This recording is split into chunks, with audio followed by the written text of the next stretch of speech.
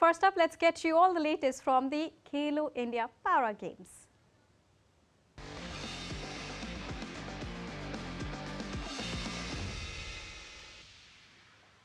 Well, the inaugural edition of Khelo India Para Games 2023 kicked off in style with a grand opening ceremony at New Delhi's IG Stadium. Here's a report by DD India correspondent Suchitra that brings you all that you need to know about the grand opening ceremony. The opening ceremony of the first edition of Khelo India Para Games took place in the IG Stadium in New Delhi on Monday. The opening ceremony began with a power-packed performance by the police band.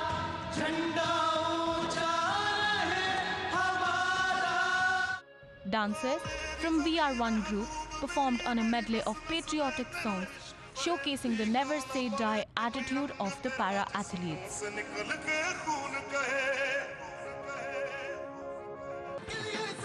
There was a special performance on the theme song of Khelo India that showcased the spirit of Khelega India, Khilega India. That is, India will play, India will flourish.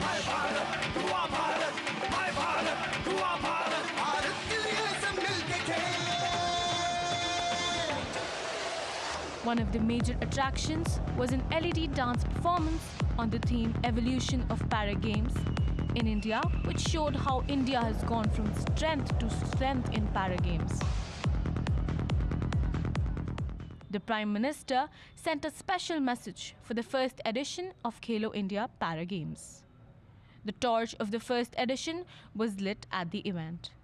Union Sports Minister Anurag Thakur formally inaugurated the first edition of Khelo India Para Games. विकसित Bharat para athletes के बिना पूरा ही नहीं हो सकता, हमारे दिव्यांगजन के बिना पूरा ही नहीं हो सकता।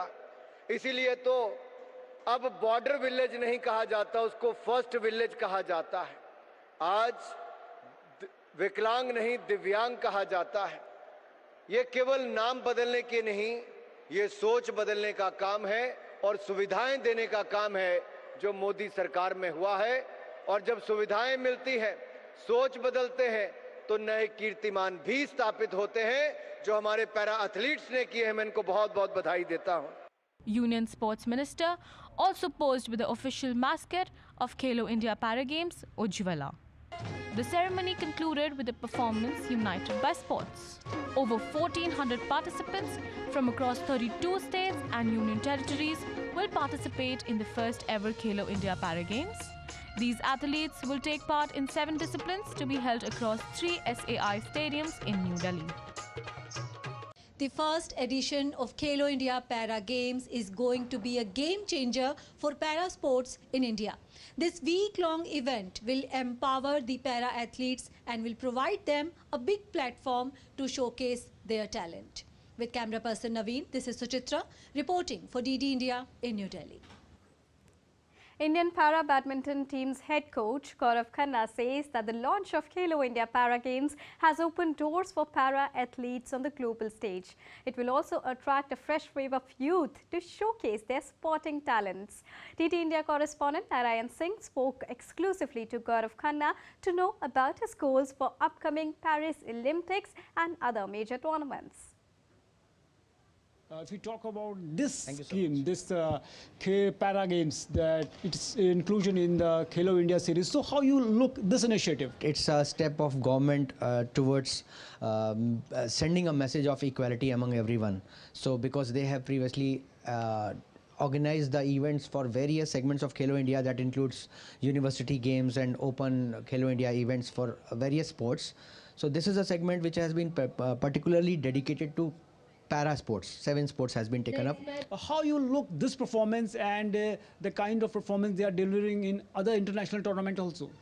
Basically, now we have made a very strong presence at international circuit. Para badminton is definitely doing well, and if I will talk about my tenure as head national coach, it's been more than 800 medals in BWF recognized competitions since 2015, and that includes more than 200 gold medals. So last time, if you talk about Tokyo performance, that was 4 medals, including 2 gold, 1 silver, 1 bronze. And I have already declared this time more than double the number of medals. And if you ask about the qualification of number of para badminton athletes who will qualify for Paris, Tokyo, it was 7 athletes, and out of 7, 6 played semi-finals. And now it would be 14 to 15 athletes who would qualify for Paris Paralympics.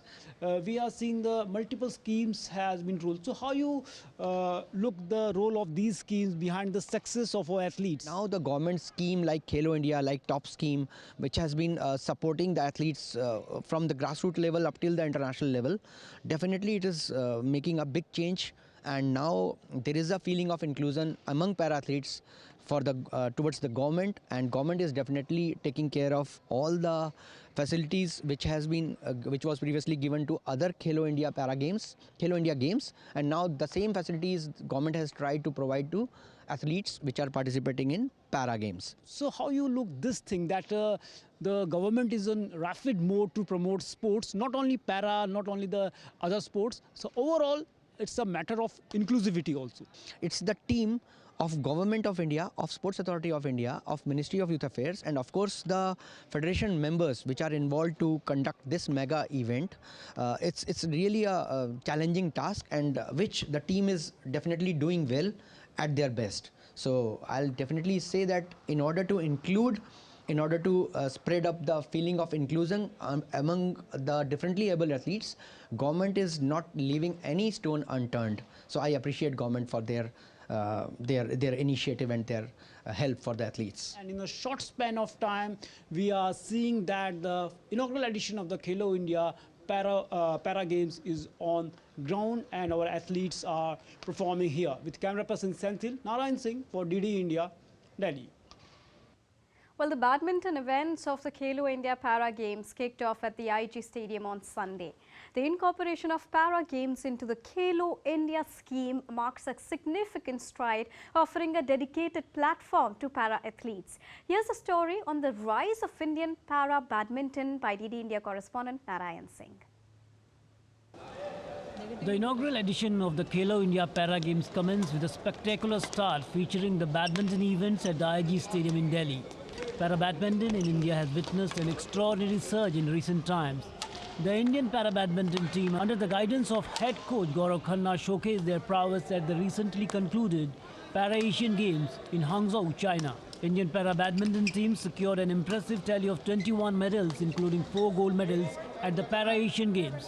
Coach Gaurav Khanna played a pivotal role in shaping the success story of the Indian para badminton team. We have 12 events here, 6 for males and 6 for females, in 6 categories: WH1, WH2, SL3, SL4, SU5 and SH6.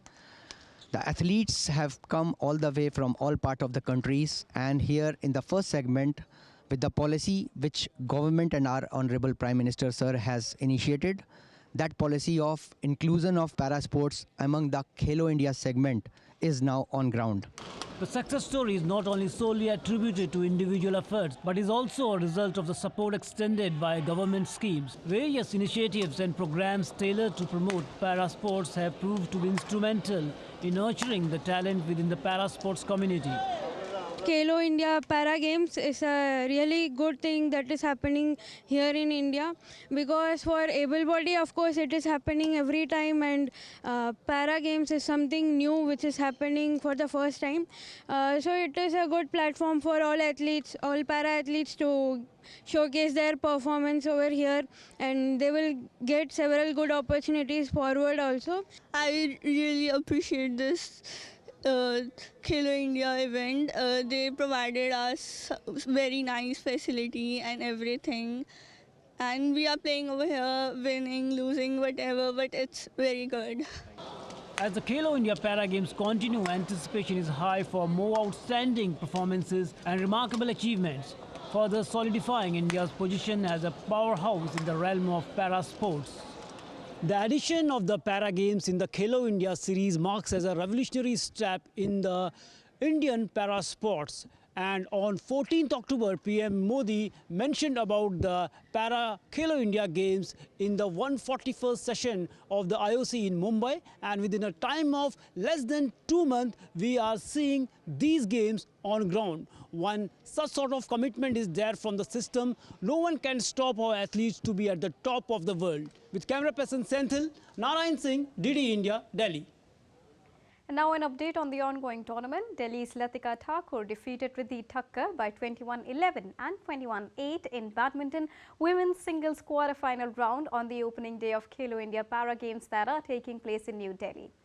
On the other hand, Neeraj from Haryana was also in good form in the singles category, defeating Sanjana Kumari from Jharkhand by the scoreline of 17-21, 21-10, 21-13, 21-10 and 21-13. And in the same category, Amudha Sarvanan from Tamil Nadu showed plenty of pluck to enter the semi-finals round. She defeated Sangeeta Yadav from Uttar Pradesh by 21-5 and 21-5. On the other hand, Tulika Jadhav from Maharashtra was also in good form, securing a semi-final berth by defeating Purnima Pandey of UP in straight set. Now, 66 matches were played on the opening day of Khelo India Para Games. Accessibility is one of the major factors for all specially abled athletes. They do face significant logistical challenges in their daily lives. And barriers include inaccessible vehicles, bus stops, train stations and even basic footpaths. DD India's correspondent Suchitra had an exclusive conversation with the founder and chairperson of Swayam, Swinu Jindal. Swayam is the accessibility partner for Khelo India Para Games. Let's take a listen to them. The first edition of Khelo India Para Games has begun. Accessibility is a main issue when it comes to organizing sporting events for the para-athletes. We have with us Ms. Swinu Jindal, who is the founder of Swayam, the accessibility partner of the first edition of Khelo India Para Games. Ma'am, many congratulations for being a part of the first edition of Khelo India Para Games. How do you look at the role of accessibility when it comes to organizing sporting events for para-athletes? Accessibility is a very important aspect. It is often misunderstood, but it is a very integral part, especially for the para-athletes and these games. Yet having said that, it's a very integral part for all of us because we all grow older and we live longer. This helps us to chase our dreams, to be what we want to be, and not let infrastructure and transport decide what we do want in our lives. Not cage us in our golden cages and keep us from achieving our dreams. We saw how Indian para-athletes performed in the para-Asian Games, and they are just going from strength to strength. So how do you look at the role of Khelo India Para Games when it comes to providing a platform to the para-athletes?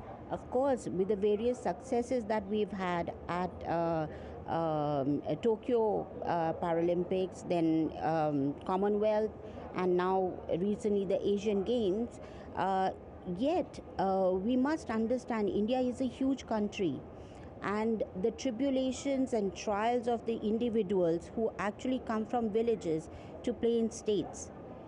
Accessibility is non-existent. How do they come to cities?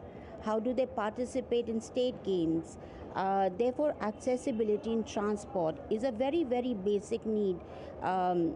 I would imagine that railways and buses, since India has such a large public network of travel, we must look at accessibility as a whole so that players can come from villages to states and states to the country and then internationally and make more fame for India in coming years.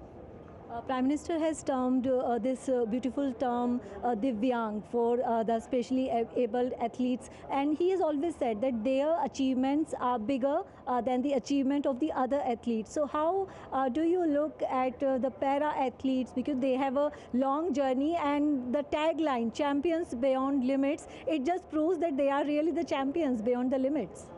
I agree with you, because Divyang was a terminology possibly used by him to get over a certain amount of stigma attached to it and for other people to change mindsets. changing mindsets is not easy. Therefore, I feel the only way to really change it is by making these people become an integral part of society, and that can only happen if accessibility is there in infrastructure. Like there should be ramps with railings, there should be elevators, there should be proper city planning in terms of roads, transport. All that will go a long way, because sometimes it's nice if we don't have to get up in the morning thinking we have to climb Mount Everest, and it'll be nice if human beings can help us in achieving those dreams. I'm really surprised with the amount of talent that's available, and this talks about human spirit, which is unshakable, unchainable. What was your biggest challenge when it comes to providing accessibility for these games? What is the biggest roadblock? Something that is that direct, like these games, it's very easy to provide accessibility. My biggest challenge is to help people understand and change mindsets, that small little things actually doesn't make their life difficult. Like the emojis, they actually were made for deaf and mute. But don't we all enjoy using it? Similarly, there are lots and lots of things that are going to make quality improvement in everybody's lives. Unfortunately, we do not give it a chance because we are all so busy leading our lives.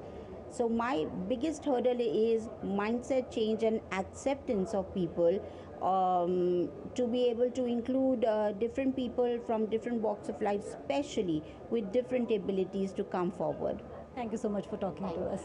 So Ms. Veenu Jindal feels that India is a resilient country and accessibility is going to be a main point when it comes to the success of the first edition of Khelo India Para Games. With camera person Naveen, this is Suchitra reporting for DD India in New Delhi. Now it's time to take a short break in Sports Pass, but still to come on DD India Sports Pass. Indian women's team secures 5-wicket victory over England in the third and final women's T20 international match in Mumbai. And Girona reclaims top spot in La Liga after beating champions Barcelona.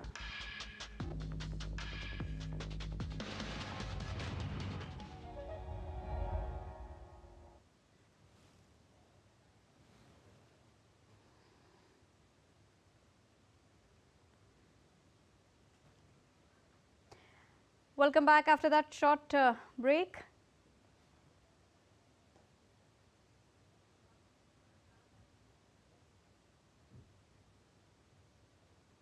Across continent.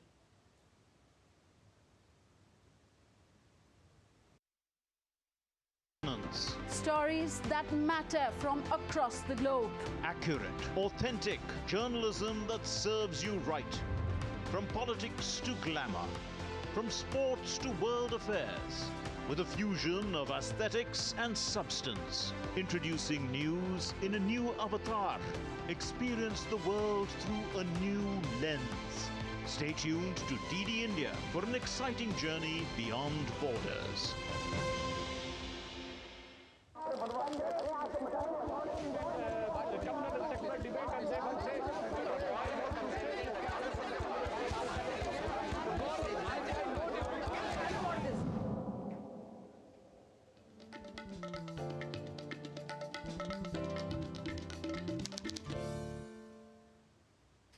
Welcome back after that short break to Sports Buzz. Now continuing with news and updates from different sporting arenas. India secured a 5-wicket consolation victory over England in the third and final women's T20 international match in Mumbai. However, England won the series by 2-1. Well, a disciplined bowling performance led by Saika Ishak and Shriyanka Patil, followed by crucial knocks from Smriti Mandhana and Jamia Rodriguez, ensured India's victory in the third match. Batting first, England put up a modest total of 126 runs due to half-century by captain Heather Knight, as India's bowlers did not let England gain the momentum. The early wickets dented the visitors on another slow track at the Wankhede. England had rested 4 of their star performers to give opportunity to the young players.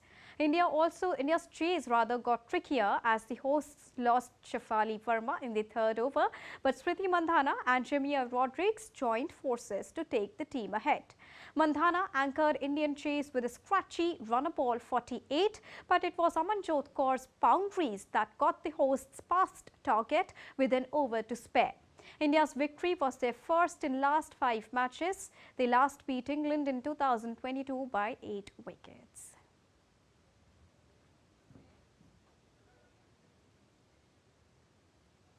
The first T20 international match between India and South Africa was abandoned due to heavy rains in Durban. The officials waited till the last as per the rules, but the rains showed no indication of stopping, and finally the cricket administration decided to call off the match without even the toss taking place. The Indian team is currently led by Suryakumar Yadav for 3-match T20 international series, while Arden Markram heads the South African team. The Indians come into the match on a high note, having won the series against the Aussies on their home soil. Well, the second match of the series will take place on Tuesday at 8:30 p.m. according to Indian Standard Time. Staying on cricket, Azan Away's centuries and 50s from Shahzeb Khan and Saad Beg helped Pakistan chase down 260 runs against India in the Under-19 Asia Cup tournament in Dubai. Shahzeb and Azan stitched a 110-run stand for the second wicket to set up the chase, while an unbeaten stand of 125 runs between Captain Saad and the Centurion took the team past the finish line. Off-spinner Murugan Abhishek was the sole wicket taker for India. He took 2 wickets for 55 runs as the Pakistani batters were at ease. Pakistan now continues to be on top of Group A points table with 2 victories in a row, while India suffered its first defeat in 2 games so far. Earlier put into bat, India lost opener Arshin Kulkarni inside the power play after his runner ball 24 and soon lost Rudra Patel cheaply. Adarsh Singh and Uday Saharan added 93 runs for the third wicket to take India to a respectable total of 259 runs. On to Australia's Big Bash League now. Melbourne Renegades' clash with Perth Scorchers was abandoned on Sunday because of safety concerns over a water-damaged pitch. Scorchers had reached 30 for 2 after 6.5 overs when umpires stopped the play to inspect the pitch, with the fixture abandoned soon afterwards. The decision to abandon the game came after concerns from batters over inconsistent bounce and extravagant seam movement, in particular from Scorchers' Josh English. The ground staff in Geelong worked feverishly on Sunday to dry the pitch after heavy rain crept under the covers overnight. Now, in a statement, Cricket Australia said, and I quote their statement over here, CA will conduct a thorough review into the extremely frustrating circumstances that have resulted in the game being abandoned, and also a huge disappointment for the fans and the players. Staying on cricket, Cricket West Indies announced 14 men's contract and 15 women contract on Sunday. Former captains Jason Holder and Nicholas Pooran and all-rounder Kylie Mayers have turned down West Indies central contracts for the year 23-24. The trio will, however, be available for T20 international series during the year. Well, the men's list included 4 new faces and batters who are Alec Athanaze, Kisi Kati, Taganiri Chanderpaul and left-arm spinner Gudakesh Moti, while all-rounders Seda James and Shinita Grimont were part of the women's list for the first time. In an age of increasing workloads and T20 franchise leagues providing the players options to secure relative financial security, this is not the first instance of key players turning down West Indies contracts. Kieran Pollard, Dwayne Bravo and Chris Gale did so back in the year 2010. Moving on to soccer now, Girona reclaimed top spot in La Liga after beating champions Barcelona by 4-2. They handed Xavi Hernandez's side their second league defeat of the season. Artem Dovbyk put Girona in front in the 12th minute before Robert Lewandowski equalized for the hosts 7 minutes later. Miguel Gutierrez restored Girona's lead before halftime and Valeri Fernandez made it 3-1. Ilkay Gundogan pulled another goal back for Barcelona before Girona's Christine Stuani scored their 4th in stoppage time. Girona topped the standings with 41 points from 16 games, having leapfrogged Real Madrid on 39 points. While Barcelona are fourth on 34 points, level with third place Atletico Madrid, who have a game in hand. No sé si somos los que mejor jugamos, pero I do not know if we played the best, but we play really well. We play really well, and more importantly, we have soul and passion, which is what our fans want, and that is what fulfills me the most. For a team to have this soul, and then seeing Cristian Suani's goal, he was like on top of beating Barcelona, which never happens, and I score a goal to make it 2-4. Well, really nice things are happening, and I hope they keep enjoying this moment. que sigan disfrutando este momento. Manchester City came from behind to beat Premier League newcomers Luton Town by 2-1 and breathe a collective sigh of relief with their first victory in 5 league games. The victory kept the champions in 4th place on 33 points, for shy of leaders Liverpool in a crowded title fight. Luton remain in the drop zone on 9 points, 4 adrift of 17th position. Tottenham Hotspur also returned to form after a 5-game winless streak as Richarlison's double helped them to a 4-1 defeat of Newcastle United. Everton inflicted a third away defeat in a row on Chelsea with a 2-0 victory, while Fulham registered their second successive 5-0 victory when they thrashed West Ham United at home in a one-sided London derby. Everton has filed an appeal against their 10-point deduction by the Premier League.